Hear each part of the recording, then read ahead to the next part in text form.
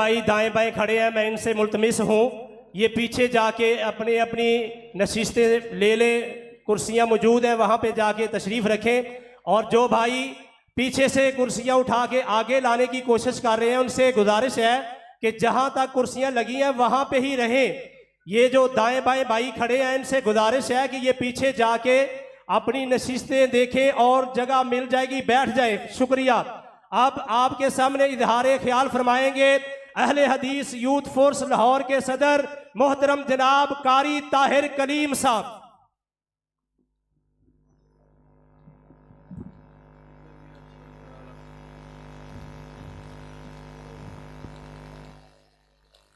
अल्हम्दुलिल्लाह वहदा वस्सलातु वस्सलामु अला मल्ला नबिय्य बादा अरसलहल्लाहु बिल हक्कि बशीरन व नज़ीरा व दाइयन इलल्लाहि बिइज़्निही व सिराजम मुनीरा। जिस दौर में लुट जाए फकीर की कमाई उस दौर के हाकम से बड़ी भूल हुई है। थे हम ही तेरे बार का आराओं में, लड़ते थे कभी खुशकी कभी दरियाओं में, दी अजाने कभी यूरोप के कलीसाओं में, कभी अफ्रीका के तपते हुए सहराओं में। शान आंखों में न जचती थी जहांदारों की, कलमा पढ़ते थे हम तलवारों की छांव में।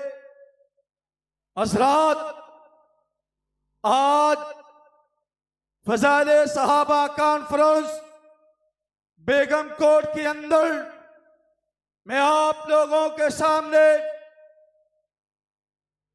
सहाबा कराम रिज़वानुल्लाह अलैहिम अजमाइन का मुकदमा रखने वाला हूं। और दुनिया जानती है कायनात के अंदर सबसे बड़ी अदालत अवाम की अदालत होती है।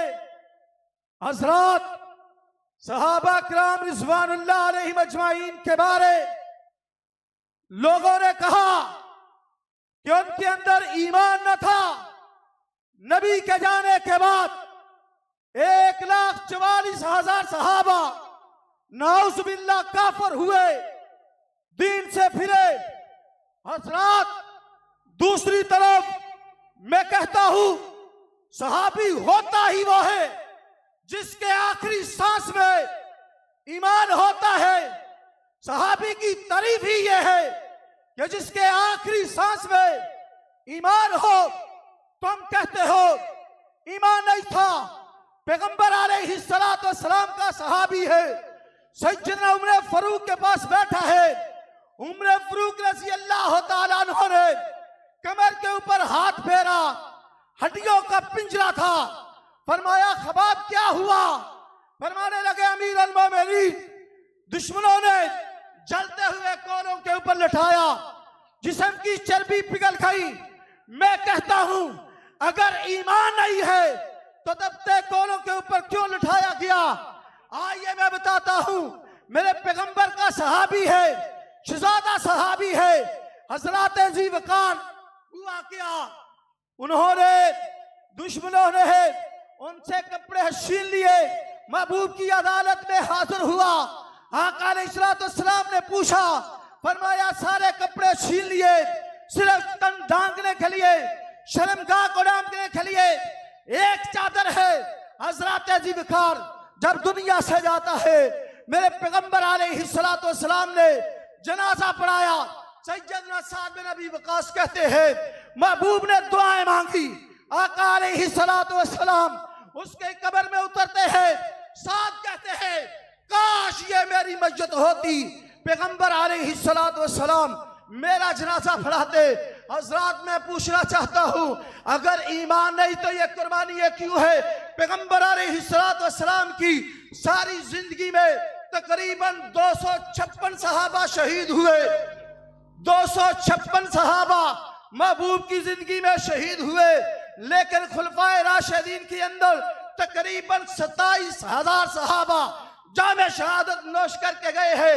हजरत अगर ईमान नहीं है तो ये शहादत कैसी है? मैं पूछना चाहता हूँ, इस मुल्क के अंदर कोई कानून नाम की चीज है कि नहीं है?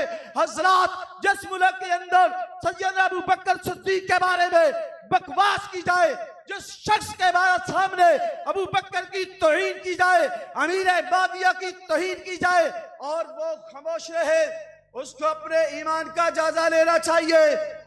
नहीं मानते, हम नहीं मानते इस कानून को। अगर सहाबा की गुस्ताखी करते हो और हम उसको टोके, हमें कहते हो कि हम ये क्यों करें, सुन लो, अगर ये करना जुर्म है तो हम सारे मुजरम हैं। बोलो, हम सारे मुजरिम हैं। सिद्दीक की सदाकत के लिए निकलना अगर जुर्म है तो हम मुजरम हैं।